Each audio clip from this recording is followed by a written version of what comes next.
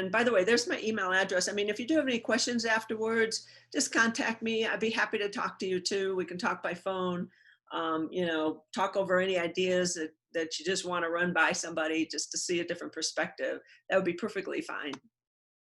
So here's kind of what we're going to do. We're going to learn tips for managing remote workers. A couple keys here are communication. And we'll talk quite a bit about that, some little tips on communication, why that's so very, very important. And then motivating. And it's not just your workers, but motivating yourself at this time. You know, it's a little bit of a trick when you're home all day and you're trying to figure things out. The third aspect that we're going to hit on quite a little bit is the mental health aspect and the stress and anxiety that goes with this situation that we're all in. I actually am doing a stress management presentation quite a bit right now because people are very interested in figuring out, how to deal with the current situation, how to make sure that they get through it smoothly without having any sort of, emotional or physical breakdown ultimately in the end. And then in the end, hopefully we'll have a powerful, productive workforce that will continue for us. Okay, here's the general tips that we're going to talk about. First of all is contextualizing the coronavirus for the organization. It is up to leaders to figure this out. And, that's a tough little order there because nobody knows what's going on or what's going to happen next. Even the health workers don't, right? That's why things are constantly changing. So, but the leaders are, how people expect you to know everything. You can't. And so being honest with that is probably the first step, but you have to try to contextualize it as much as you can. We have to make sure that people working in our organization are equipped, including ourselves, to be able to do what they need to do to be productive. Again, communication is key, which includes inclusivity, including people are making them feel included into what's happening in the organization. One other thing we'll talk about is staying focused on the goals. It's not just activities that you do. It is actually, if you want to sit there for 20 hours a day, you can. The point is, what came out of that 20 hours a day? What are the products? What are the outputs from the time you put in? That's what we need to focus on because honestly, we don't know what people are doing out there and whether they're focusing on, whether they're doing a bunch of activity or not. And does it matter really? What matters is what we're getting out of it. And then finally, also the people. You can't not focus on the people and expect there to be productivity. They go hand in hand. There has to be a focus on the task as well as the people in order to be effective as a manager, as a leader. Trust is really key. It's always been key, but it's particularly key now. So we'll talk a little bit about that. And then finally, we're going to talk about being on the lookout for signs of distress. Be intentional. So no matter what you do, it shouldn't just be, gosh, I think I'll do this right now because that's right in front of my face. You actually have to really be focused and intentional about what you're going to do in terms of managing remote workers at this time. If you're not, too much is going to just happen and it might not always be the best thing.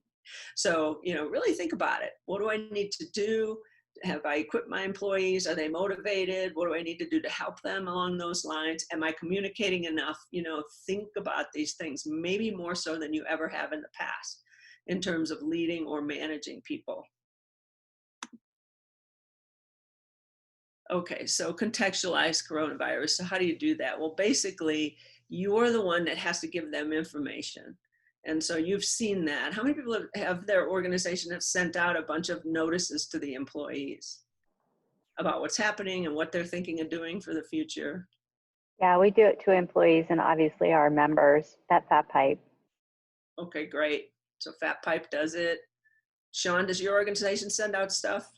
Yeah, we pretty much do like an AMA every Wednesday with the CEO. So they've been really on top of it, letting us know, which has been beneficial, but it does stem to follow-up questions that I would need to kind of honor and be able to follow up with for the greater team. Yeah, that's terrific. That's exactly right. You kind of have to send the information out, but it shouldn't just lie there, right? There should be some ability for the employees to then ask questions, to get clarification. be sure to tell them it's going to change. Whatever I tell you today might not be the same tomorrow, because that's what the situation is. It's constantly in flux. Because if we had an exact solution for it, you know, we would have already done it, right? And there's differing opinions out there, and it's causing some problems. So things are changing all the time. Be sure to use legitimate sources, not rumor mill, not social media, even sometimes depending on the news organization you pay attention to, even the news. So go straight to the source. Get it from the people that actually know what they're talking about. So the World Health Organization or the CDC, it's the best we can do in terms of keeping up to date. Those guidelines will change also, for sure. They have been changing. We've seen that. So expect that and tell your employees, look, this isn't the be all end all, but for today, this is what we think will keep us all safe. And this is the best practice. And we're going to try to do this. Know also that remote work is probably most likely here to stay. So 50% of the workforce works remotely now. 80 to 90% of people would like to work remotely. You know, when I was in school in a long time ago, one of the professors said, well, okay, I'll tell you when. It was like in the 80s. And one of the professors says, by the year 2000, 80% of people will work at home. Well, clearly that didn't happen, okay? Most people still go to work, and there's a variety of reasons for that, some of which are simply social. The fact that people are social animals and they want to be with people, right? And we need that social interaction. Some of it is a lack of trust that people will do the job if we're not looking over them all the time. But for whatever reason, it didn't happen. Well, guess what? Crisis happened, and now we're there. So now we really have to start thinking about what do we do to make sure things get done, to make sure people are okay and happy and satisfied so that they can be productive. And then also, what are we going to do into the future? Because again, it's probably a large part of it's going to stay. People are going to demand it. It's like, look, I accomplished all this at home for the last 3 months. Why do I have to come into work every day now? I know I have to come in sometimes, but every day, can't we meet by Zoom? You know, you'll be hearing more of that, I think, as we work ourselves out of this situation. The other thing is make sure you yourself are equipped as well as your employees. It took me forever to get some kind of light so that I wasn't in the dark sitting over here. Did anybody have that problem? Where they had to figure out like how to set up their house? I just got a new laptop, and my laptop camera pointed too far down. So I was always not wanting to turn on the video because I was uncomfortable with the angle that people were getting. So I bought an external camera, which has made it more doable, more comfortable for me. Oh, that's perfect. I like that. I hadn't thought of that one, actually. Thanks for that. Anybody else have to make an adjustment? Yeah, I had to put my laptop, elevate my laptop because my camera is at the bottom of the screen instead of like at the top in the middle. And so I just raised my laptop overall. And the same thing with the lighting. I kept bouncing around, and then it's different at different times of the day, right? So Yeah. I finally found a spot where I could face a window. And we rearranged furniture and the whole bit. So yes, definitely. Yeah, and I had to buy a wireless headset because, you know, Skype for some reason doesn't always work real well unless I have that on. Right now I'm thinking of getting 2 monitors because it's doing absolutely all my work. I mean, I don't just do this, right? So all of my work off of just one monitor, and then I have another computer, but it's not as nice as having 2 big screens in front of you. So I'm thinking of that. So it's kind of figuring out, do my employees have what they need? Do I have what I need to be able to be as productive as possible? The video conferencing technology, I'll tell you what, it's getting better all the time, and there's more of it out there. We're going to see stuff we're not even thinking of right now for what they can do with this stuff. And so it's, again, staying up to date on that. Do we have the best? And do we need something else? I mean, basic stuff is like this, where you can share your screen, where you can hear people and see people. And I bet you they're going to find ways to improve that because it's not the greatest all the time. Chat rooms to be able to chat with people, instant messaging. Some of them have document collaboration. I mean, think about it. What are the different tools that we need to be effective working with each other online? And then some companies, of course, because they don't want the whole world to be able to tap in. Has anyone been on a Zoom call when someone has tapped in and done some obnoxious stuff? We had you guys Zoom bombed, Jackie. Oh, really? Keystone. Yeah, our first workshop with Keystone. I'm the dummy, the technical dummy of all people. I tweeted like seconds before the workshop, like, hey, everybody, join us. It's going to be great. And then, yeah, we had like 4 people join us who were not invited and said horrible things to us. That's really fancy artwork too. Yeah. Yeah, we got some artwork too. Yeah. So we learned our lesson and have become more secure.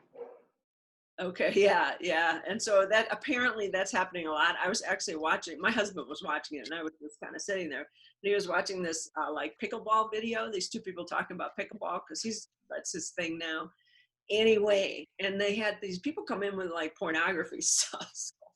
So having a VPN for the work that you do, there's many things we do at work that we don't want the whole world to know, might be not a bad idea. And an IT consultant can help you with that. Or if you have an IT department, use them to figure it out.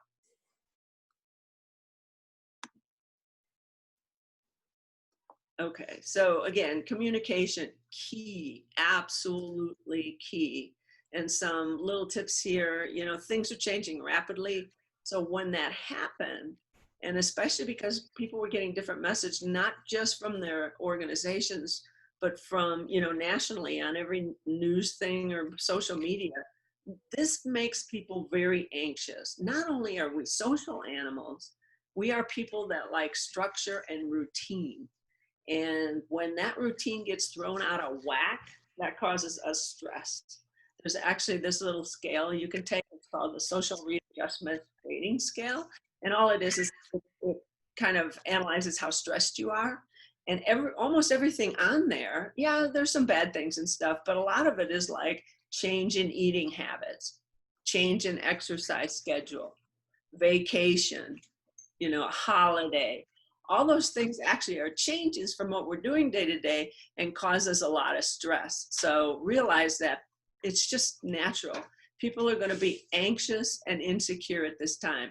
I mean, and admit it to yourself too. You're probably having some amount of anxiety about the future, what's going to happen, or how you're dealing with things now. And that's okay. That's perfectly normal. We're all in that situation. So just go with it, understand that's happening, and then try to deal with it the best you can. So help your people do that too, because they're going to be anxious and insecure as well. Leaders who err on the side of over communication help alleviate this fear, because then they know that they can go to their leader, go to their manager.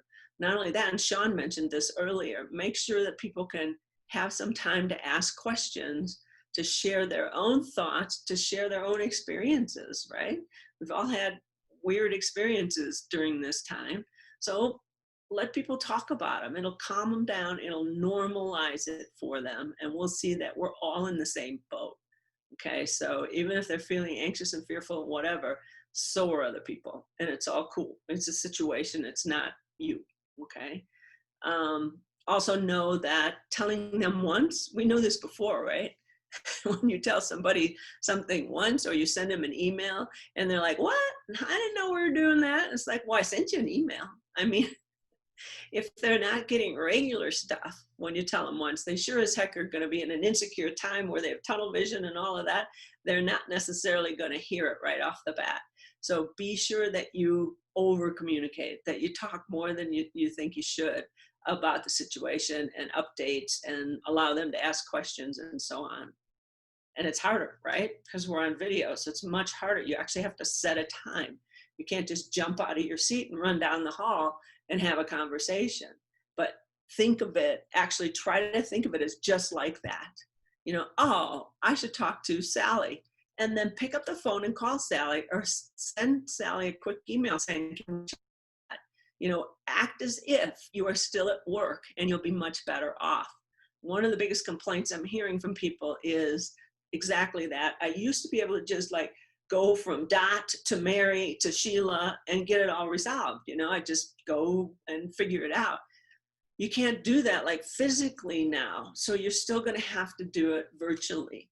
You're going to have to hop up virtually and get online with Dot, and then maybe bring in Sheila, or then go to Sheila. You know, I mean, you're just going to have to try to do the same thing, even though we're virtual. It's a little more clumsy and cumbersome, but it's going to work better for you if you think of it that way. So what does the future hold for meetings? Those things that were the bane of our existence. And now, of course, we have even more. A lot of people are like zoomed from 8 to 5 every day. It's kind of crazy. Don't overdo it either. You know, you don't want to get Zoom fatigue that they talk about. So video conferencing will probably be the norm. However, think about this too. It cannot completely substitute for face-to-face. So at some point, once, and you know, this is fat pipe. So why can't fat pipe people, someone invent a mask that actually prevents that stuff from coming in? Anybody have an answer? That seems like the simplest solution, right? I think if they're having trouble developing a vaccine, then rather than concentrate on that than the mask that doesn't let anything in, but I'll wear responsibly whatever I need to. Yeah. Yeah, but you know, I mean, we're going to have some face-to-face meetings. Certainly in some locales they're doing that. Sandia is a great example because they have so much security stuff that some things they absolutely can't talk about online or email or any of those means, right? Because it can be tapped into. So they have to meet face-to-face for some of their meetings. Face-to-face means 6 feet apart with a mask, but still.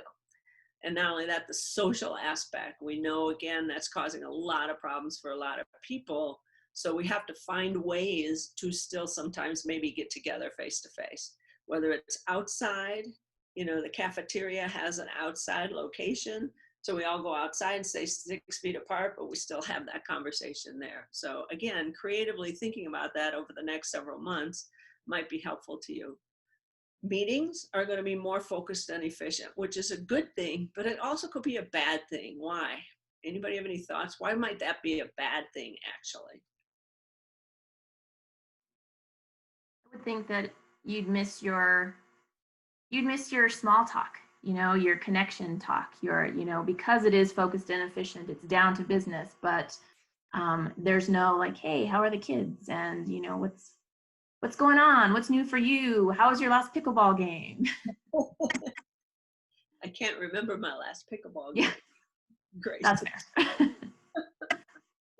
Yeah, that's exactly spot on. I mean, we still need that small talk, that interaction. So making some space for that is really important. And you can do that simply by leaving the Zoom on at the end of the meeting and saying anybody who wants to stay and chat can stay a few minutes, you know, something like that. I mean, have that same kind of conversations after the meeting or before the meeting that you did before, because that part is also important. Okay, so think again about that. The other thing is that, and this is interactions become more precious, more important with COVID, but collaboration is also key. Again, because we are on virtual, we are still going to have those difficult conversations to resolve problems. And when you are virtual like this, the problem is not too much engagement, it's too little engagement, right? So collaboration involves a whole bunch of engagement. In order to collaborate, we need to speak up and say what we're thinking and disagree with each other and get things resolved, make decisions that are the best decisions because everybody's had their input. And so again, focusing on, are we sure we're doing that in our meetings? Am I hearing from everybody? I think I have another slide or two that goes into more depth, but we need to make sure that we still have a collaborative conversations, real conversations, so that we can have the best outcomes.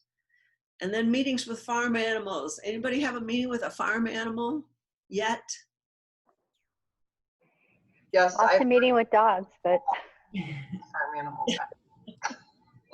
So the nonprofit that I used to work with was a youth ranch, and we would sit on hay bales, and it's really interesting, and I think I know where you're going with this. Where am I going, Jennifer? Tell me.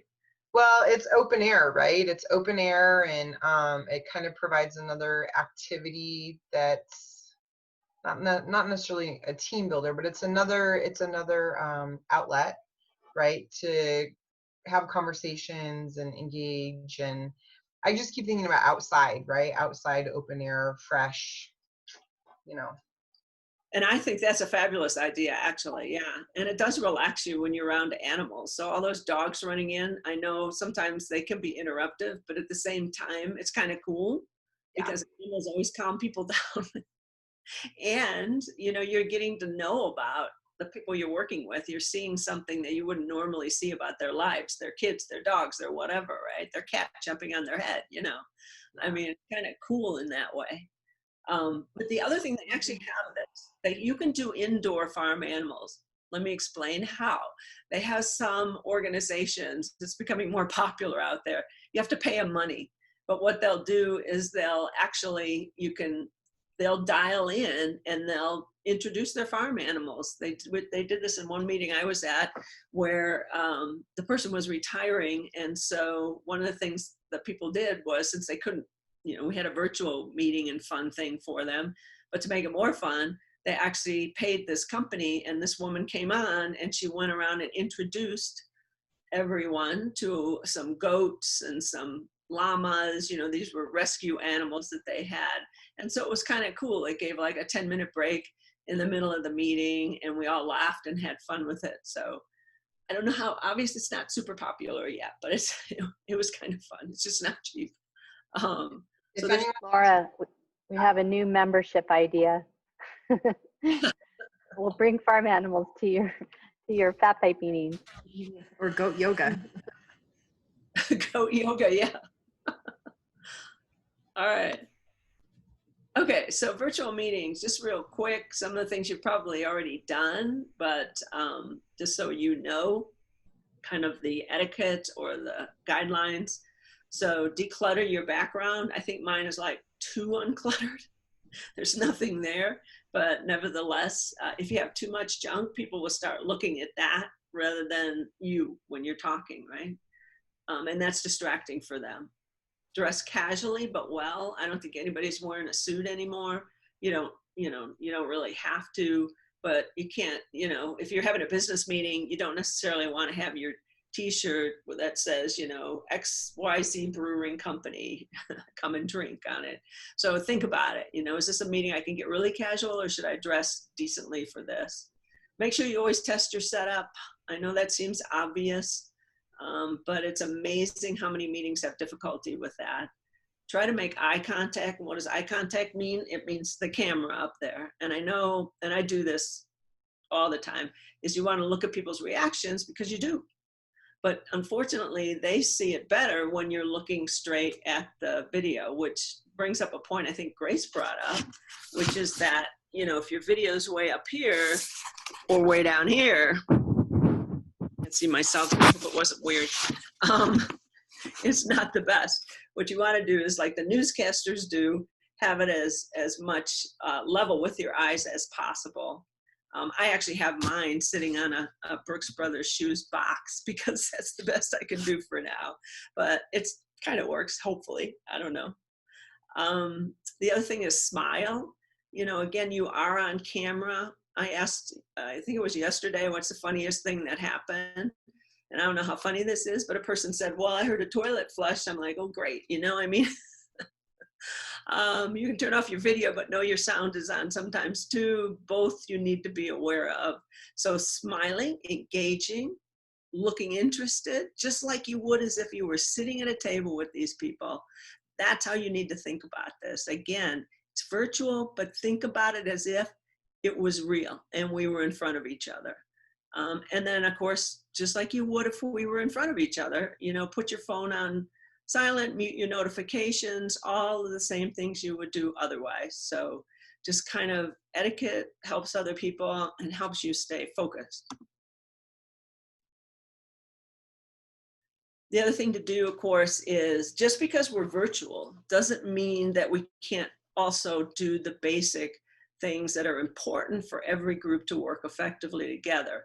So trust is highly important in order for people to work well together. So try to do those little trust building things. As I think Grace mentioned, talk at the end of the meeting, talk in the beginning of the meeting. I know there's 4 other people listening to it, and before you could just turn to the person next to you. But it doesn't matter. You're helping build trust with everybody. Just chat with each other. Do a trust building exercise, a little mini thing like, what have you learned since COVID started? Or what's the funniest thing that happened to you since COVID started?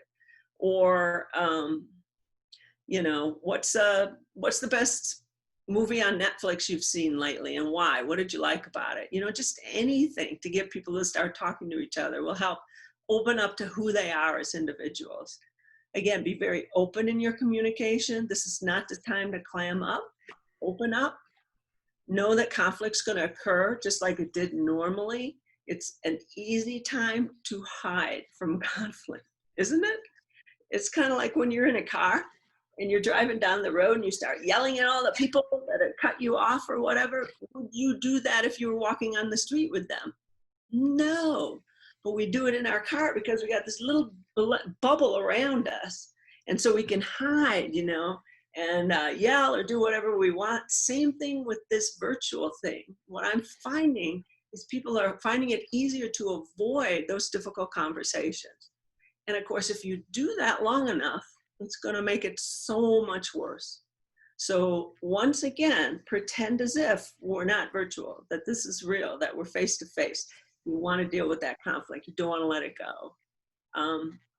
Collaborative problem solving, again, is a way to go. And then foster engagement and commitment.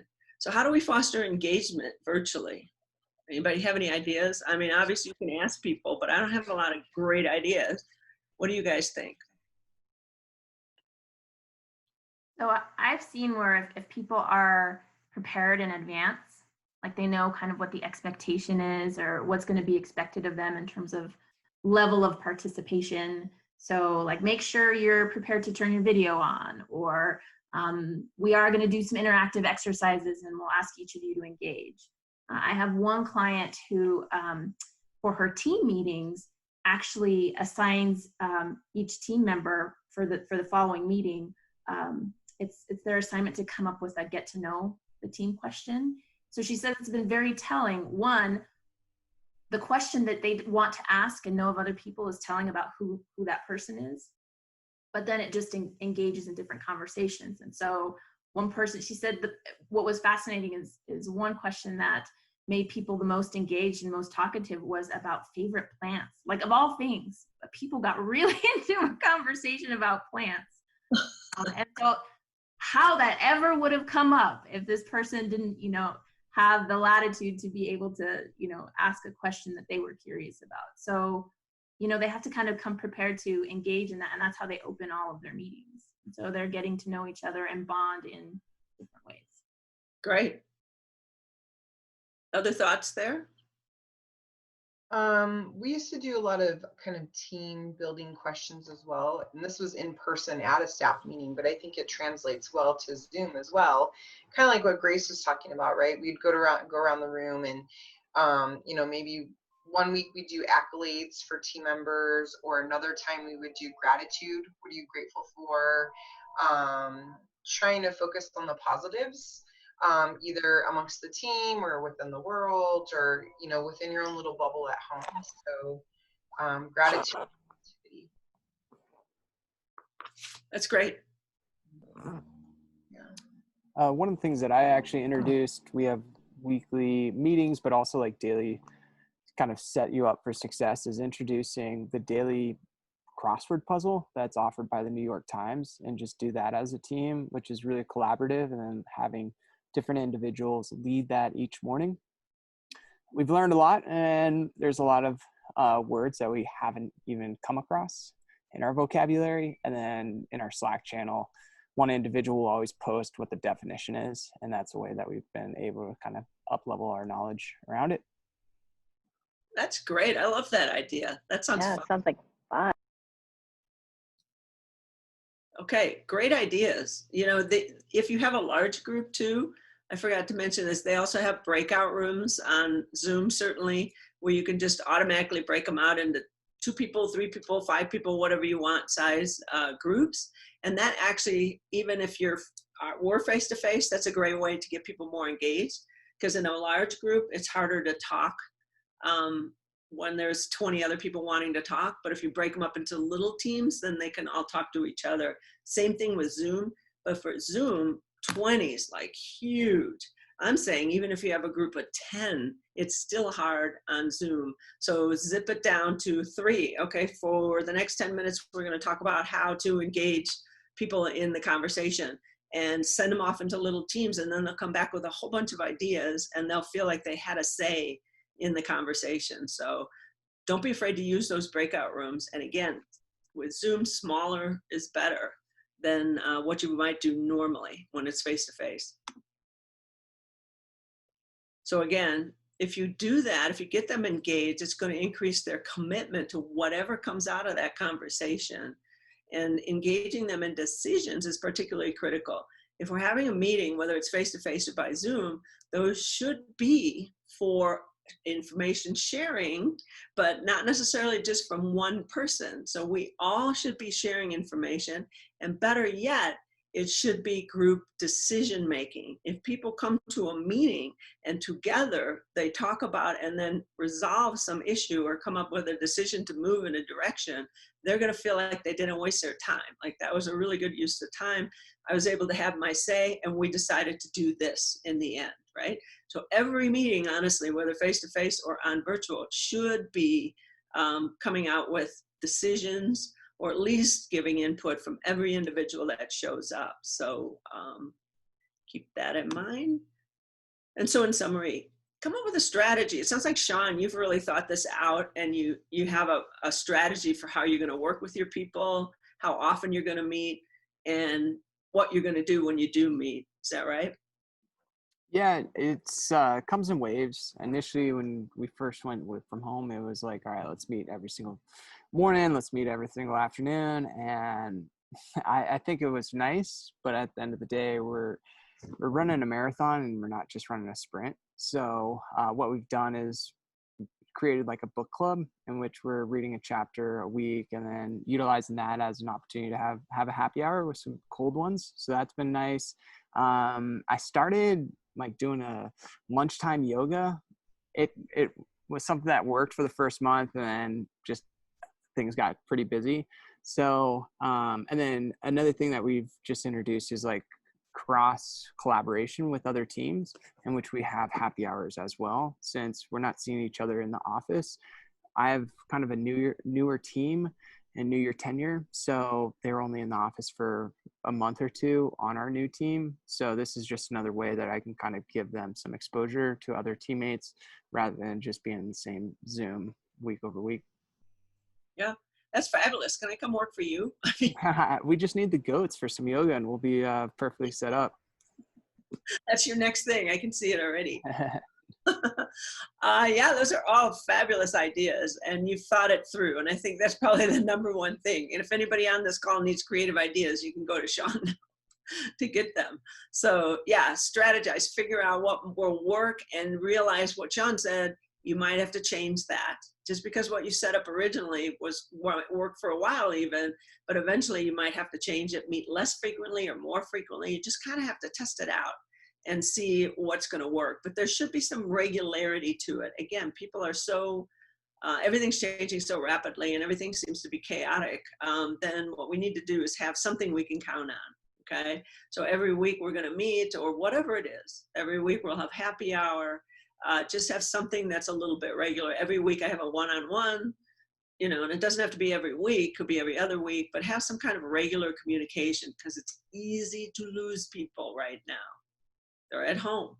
If they're not interacting regularly, they might not feel connected to the organization, and that's really important. Be warm and caring. I mean, this is the time to really say that that's an important part of being a manager or a leader. We have to really care about people right now. They need us. So be open to that. Be inclusive. Also, realistically manage expectations of productivity. You know, you can't expect them to produce close to what they did, and maybe all of what they did or even more, because they don't have travel time for some people. But for others, it might not work that way. Maybe it's the nature of the job, maybe it's the nature of their home responsibilities. So try to realistically help people be as productive as they can. But again, be realistic about it, be warm and caring about it. And then finally, and Sean already mentioned this, that they do this, but why not? Use technology to promote community. So celebrate special days. You can still have events virtually. Yeah, they're not the same, but they're still good. I mean, people still enjoy them, and we still have some laughs and all of that, and we feel connected. So whether it's birthdays, company milestones, or just happy hours, get together once in a while, and then be intentional about creating a culture of connection. Another thing that I heard one company do is what they do is, because they're missing the fact that they're able to just interact with each other, and it's a creative type company. And so what they do is they spend a certain amount of time every day where they just have their computer on Zoom or Teams or whatever you're using, and they can see each other. And then they're working along, and then if they have a question, they go, oh, Bob, can I ask you a question real quick? And they can ask that question right then. So it's kind of like, again, attempt at recreating the real world situation when you're not there, okay? Motivation, another key thing, just some hints here for yourself. Have a schedule, figure out what you're gonna do. The worst thing you can do is sleep until 11 and not take a shower all day or get dressed. Come on, create a schedule for yourself. Normalize the situation as much as you can. Get up at 7 or 7:30, start work at 8, maybe work till 11, take an hour and a half off, work again for another 5 hours, but it doesn't matter what your schedule is, but have some kind of a schedule so that you know what you're going to do at a certain time of day. Be sure to do this. I've heard, again, too many people say, well, the computer's in my kitchen, and, I didn't even notice it was 5 o'clock. I found out I didn't miss dinner and I worked till 8. Not a good idea. Okay. You want to separate work from personal life, just like you would normally. You go home at 5 or whenever, you do whatever you need to do in your personal life, care for the kids, whatever it is, relax, watch Netflix for an hour, whatever it is. Make sure you still have that separation, or work might actually take over your life and you don't want that. Best thing you can do for yourself is exercise and take walks. Walks are great. They're just as good at exercise as anything. The worst thing you can do is sit like I'm doing and you're doing at your computer all day long. Okay. Even at work, you were getting up and moving around. So make sure you move around now, and move around, be conscious about it. You have to actually pay attention. I have one of these watches, and it reminds me every 15 minutes, and I'm sure it's telling me right now that I should get up and move. So it forces me to think about it. And if you don't have that, then you're gonna have to think about it on your own. Make sure you get some exercise. Learn relaxation techniques. If you find yourself getting tense, there's many of them out there. Meditation, the goat yoga, whatever works for you. Could be just deep breathing, right? Or thinking of a place for a couple minutes where you are the most de-stressed, where you're the most calm. Maybe it's lying on a beach, feeling the sand and the sun. You can smell it if you just sit there for a minute thinking about it, and that'll actually relax you quite a bit. And for each person, that could be a different place, but there's little techniques like that that can really help you at this time or anytime. Connect with people. Don't lose those connections. It's really important for some. You got to find ways to do it. Make sure you make time for yourself. What do you need right now? If we're anxious and insecure and stressed, then what do I need? Do I need, an hour just by myself reading a book or meditating, or, whatever it is you need, make that time. Writing in a journal. Journaling's a great idea. Actually, can you imagine how many novels are going to come out of this situation? Or movies and that sort of thing. So think about what is it that you can do that's just for you. Be sure to eat as healthy as you can. You know what they say about this situation: you're either going to get a lot of exercise, become more fit, or the opposite's going to happen. So make sure the opposite doesn't happen. Try to eliminate distractions when you are working. That'll help a lot. I mean, I'm sitting here now, I'm like, oh, I should dust that. No, okay. eliminate that. Or the dog runs in, or, I wonder what the dog's doing. Is she sleeping again? I better go check. I mean, try not to get distracted because there's so much at home that could distract you.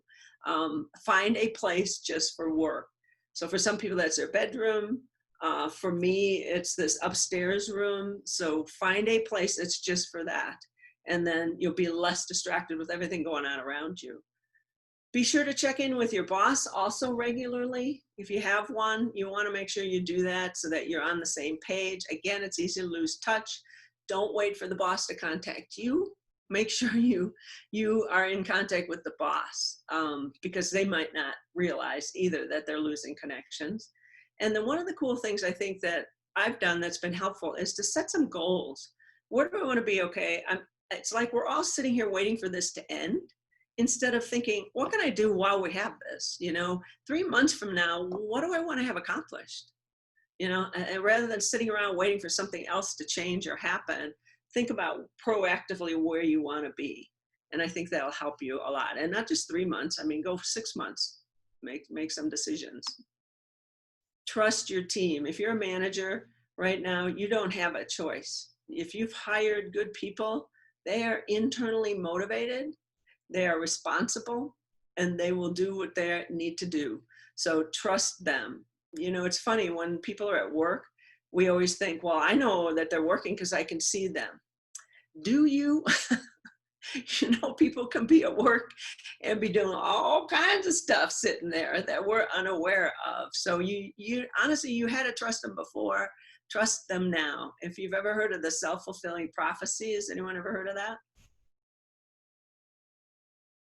Basically, I'll tell you what it is real quick. Basically, what it is if you believe that people are honest and good and trustable and will do the work, almost everyone will live up to your expectation. If you believe that people, you can't trust them, you got to watch them every minute, and they're, dishonest, irresponsible people, then in fact, people have a tendency to turn that way. And I would tell you how they found that out. They actually did an experiment with kids years ago. And they told the instructor, the teacher, that these kids are dumb and these kids are smart, like about half and half. And it was totally arbitrary. It had nothing to do with the kids that were doing better work or were smarter or anything. They just randomly said, these kids aren't as smart and these kids are really smart. And guess what happened? By the end of the semester, it wasn't just that the teacher had given the ones designated as smart better grades. They were actually doing better work than the ones that had been designated as the dumb kids. So what does that tell you? Our expectations for people are what they will live up to or what they will live down to. So expect the best and you will get the best. There might be one or two and then you can deal with that. But for the most part, people want to do a good job. They're internally motivated. They want people to think well of them. They want to be honest as much as they can. It's like the number one value that people hold in this country overall. So trust them to do the right thing. You can fix it if they don't, right? But have a higher positive expectation. And then finally, you have to look at people's distress in yourself as well as with the people that work for you. COVID's not just a respiratory ailment. It's also an ailment that's affecting our social and psychological lives. And so we have to understand that and go with it. Some people feel isolated and lonely. Some are afraid of getting this, really afraid. Some people are angry that we're even in this situation. Other people are in grief because they might have had a relative that's actually had COVID and passed away. I mean, there's and grief for what you've lost. Let's face it, we've lost the life that we had, at least for the moment. I think that will come back eventually, but I would not doubt that this is not the one and only sort of virus like this that we can have. So maybe mask wearing will just be more common. I mean, who knows, right? But we have lost a lot, and some people have really lost a lot. They've lost their livelihood. We're all lucky because we have a livelihood. We're okay, but some people have it even worse. So realize that, and then depression can set in when these things happen. So pay attention to that. If you see signs of any of it, you need to take action for yourself as well as for your employees. So what should you do as an individual to keep your mental health in check? Stay focused. Know that you can't control everything that's going on right now, so control what you can. How much you do at work, how well you do it, your relationships, and so on. But let the other stuff go, because there's not a darn thing we can really do about it. Make sure you have that routine. Having a routine provides some stability in your life. If the rest of your life is like all over the place, or we don't know what's going to happen tomorrow, just pay attention to today. What can I do today? What's my routine today? Be patient with yourself. Try not to compare yourself with others. People are doing some fabulous things. They're learning another language, or they're studying philosophy, or they're taking those free Harvard classes. Well, good for them. Okay. Don't compare yourself to other people. Do what you want to do. And if it's not a big deal, then it's not a big deal. Who cares, right? Just take care of yourself during this time. Try to stay informed, but limit your amount that you look at social media as well as any media, honestly, because that can overwhelm you too. If you read too much about this stuff, you kind of get a little even more nervous. It charges you up. That's the whole point of those things. They want you to watch it. And in order for you to watch those programs or look at that social media, you have to have an emotional reaction. Well, that isn't always healthy for you. It's for any of us. So you want to try to minimize that. And then stay connected. Connect with people that if you haven't seen a friend in the last 6 months because of this stuff, call them up or say, hey, can we do a virtual happy hour? I haven't seen you in a while. We need to catch up. And do it. They will enjoy it too. It's the thing to do now, right? So feel free to connect with folks that even you might not have seen for a while.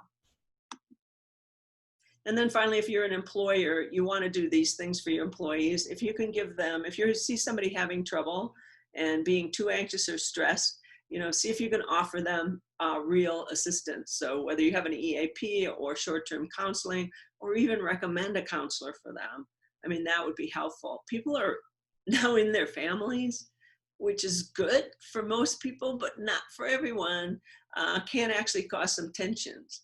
Did anyone hear that statistic where after the COVID kind of left Wuhan, of course it's coming back, but when it left there were more divorces than they never had? Anyone hear that? I believe it. Okay. Well, Yeah. 3 couples are separating right now, so. Yeah. Certainly a testament to the support you get at home and whether or not you can be around each other that much. Yeah. Too much of a good thing, eh? Yeah, it's hard sometimes. And, like if everyone's anxious and fearful and stressed, then of course and you're around them all the time, that might cause some problems. And the way you interact is different. If you're a working individual, which you all are, you used to go to work for 8 hours, right? Now you're with somebody for 8 hours. That's can be tougher. So, so any sort of counseling and that sort of thing that they might need, if you can provide it, or at least recommend a counselor, that would be helpful. Try, if you can, again, and these people work for you, try to assure them that they're not going to be laid off, etc., unless that is going to happen. Then be honest about it and tell them as soon as you know. Don't wait, don't hesitate. People will appreciate that you have let them know and that you're being honest about it. So again, but if you're not, or it looks okay for a while, tell them that. They need to hear it. People are a little stressed right now about that. Reach out, go to people before they come to you. And this could be your customers or your employers. Check in on your customers. How are they doing now? Talk to them about their situation and what's working and isn't for them. Reduce the stigma. If somebody's having mental health problems with this, it shouldn't be a weakness. It's not a weakness. It's like, that's just the way they're reacting to it. We all react differently. And I'll tell you what, many of us are in the state of, well, this is no big deal. I can handle it. But you got to wonder 5 years from now whether this might come back and haunt you because you didn't really deal with the stress and anxiety at that time. So be aware that these things are natural, normal. They're going to happen to all of us. And so help your people realize this isn't a bad thing. It's not a weakness. It's just something we need to talk about and work through, or we'll get you some counseling or whatever. Be compassionate. Focus on people first. There's been, I don't know if you guys have seen this, but in some organizations, there'll be one of the managers will send out something and it'll be more like, you all have to get back to work, rather than, we're worried about you, we want to care for you, Has anyone seen one of those emails come out? There wasn't a lot of caring or compassion in it. Not yet, but I'm not surprised if there are. It's not, you don't hear it very often, but once in a while. And then the employees end up sharing it with each other again, saying, can you believe they said that? I mean, you want to show first the care for the people and their well-being. That's number one, because it is number one. I mean, let's face it, nothing else really matters other than helping people survive the situation physically and mentally. So every communication you send that's a mass communication to lots of people should start with that, whether it's your customers or your employees or who it is. And then know that people have to juggle their lives. So we all do right now. And that's it.